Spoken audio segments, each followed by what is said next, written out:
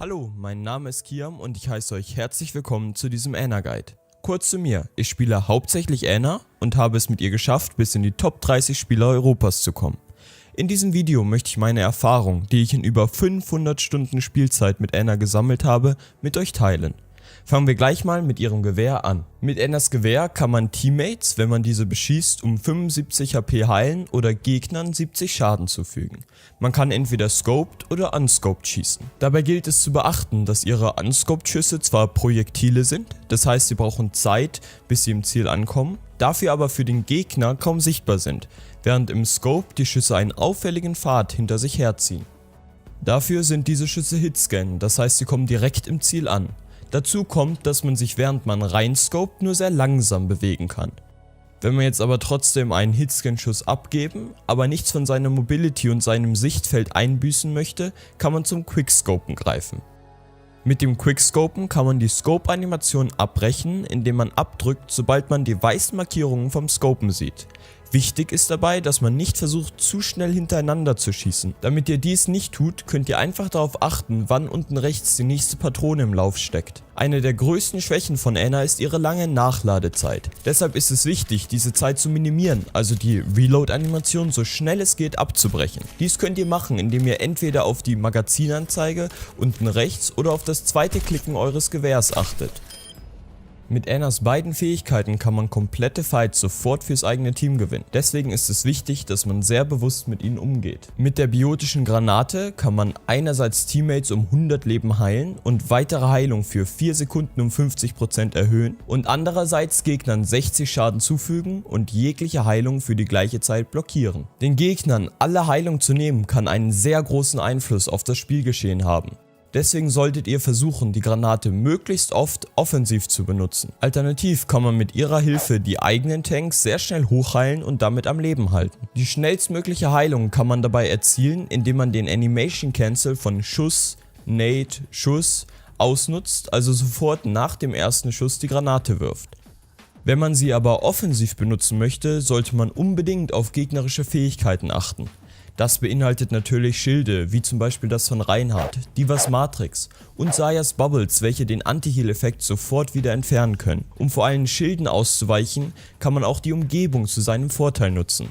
So kann man zum Beispiel auf Eichenwalde seine Nade über das gegnerische Schild an den Torbogen werfen. Dasselbe gilt auch für alle anderen Chokepoints, also Türen, Fenster und Tore. Lasst eurer Kreativität einfach freien Lauf. Ihr könnt Barrieren beispielsweise auch umgehen, indem ihr euch in eine etwas riskantere Position hinter das gegnerische Team bewegt. Dabei dürft ihr aber nie vergessen, dass Ana primär ein Heiler ist und eure eigene Sicherheit immer an erster Stelle stehen sollte. Damit ihr auch überleben könnt, wenn ihr beispielsweise gegen eine Divecom spielt, die meistens aus Winston, Diva und Flankern wie Genji oder Tracer besteht, ist es in diesem Fall wichtig, dass ihr eure Nade eher für euch bzw. euren zweiten Support aufbewahrt. Kommen wir nun zu ihrer zweiten Fähigkeit, dem Sleep Dart. Denn nichts ist schöner, als die Träume eines ultimen Gegners zu zerstören, der sein Play of the Game schon vor Augen hat. Damit sind wir schon beim ersten Szenario, in welchem ihr euren Sleep Dart benutzen solltet, nämlich um gegnerische Ultimates abzubrechen. Dabei ist die größte Schwierigkeit, seinen Sleep Dart überhaupt bereit zu haben. Dafür sollte man immer darauf achten, welche Gegner ihre Ultimates, kurz Ults, gerade benutzt haben und welche sie wahrscheinlich bald einsetzen werden. Wenn ihr nun ahnt, dass ein Gegner seine Ult hat, solltet ihr ihn genau beobachten, denn die meisten Spieler haben bestimmte Bewegungsabläufe, die sie vor dem Benutzen ihrer Ult durchlaufen. Das bekannteste Beispiel ist ein Genji, der vor seiner Blade nach oben dasht. Auch andere Helden haben solche Abläufe. Während dem Spiel solltet ihr euren Sleep Dart allerdings hauptsächlich dazu benutzen, um euch selber oder Teammitglieder am Leben zu halten. Deswegen solltet ihr immer, wenn ihr in 1 gegen 1 Situationen seid, versuchen den Gegner zu sleepen oder Gegner wie zum Beispiel Winston mit Hilfe des Sleep Darts gar nicht erst in eure Nähe zu lassen. Kleiner Tipp gegen Winston: Versucht ihn in der Luft zu erwischen, da er sich dort in einer vorhersehbaren Flugbahn bewegt und seine Barriere meistens erst bei der Landung einsetzt. Genauso wie man sich selber mit dem Sleep Dart am Leben halten kann, kann man auch Teammates in brenzligen Situationen helfen. Besonders sollte man dabei auf Teammitglieder achten, die gerade von Reinhardt gecharged oder von Roadhog gehuckt wurden. Die letzte Möglichkeit, seinen Sleep Dart sinnvoll einzusetzen, ist, einen Gegner, der sich zu weit von seinem Team entfernt, also out of position ist, zu sleepen und seinem Team damit einen einfachen Kill zu ermöglichen. Wenn ihr einen Gegner gesleept habt, aber gerade kein Teammate in der Nähe ist, könnt ihr immer noch alle Helden mit 200 HP, auch genannt Squishies, alleine töten. Dafür muss man nur Annas Combo zum richtigen Zeitpunkt anwenden. Zuerst zur Combo. Wenn möglich, sollte man schon vor dem Sleep Dart den Gegner einmal abschießen. Anschließend nutzt ihr dann beim Aufwecken die Combo aus Schuss plus Nade plus Schuss plus Melee. Nun zum richtigen Timing. Dabei sollte man besonders auf dieses Geräusch achten. Denn wenn ihr genau zu diesem Zeitpunkt den Gegner aufweckt, dauert die Aufstehanimation länger. Man kann damit sogar eine Tracer töten, bevor sie ihren Recall benutzen kann. Allerdings reicht aufgrund ihrer kleineren Anzahl Leben hier auch schon eine Kombination aus Schuss plus Nade plus Melee. Ansonsten ist es wichtig, bei allen anderen Squishies darauf zu achten, dass man, wenn man sie aufweckt, hinter ihnen steht, da sich der Gegner kaum so schnell um 180 Grad drehen kann und deswegen zum Beispiel ein Genji den letzten Schuss nicht reflektieren oder ein McCree euch nicht stunnen kann.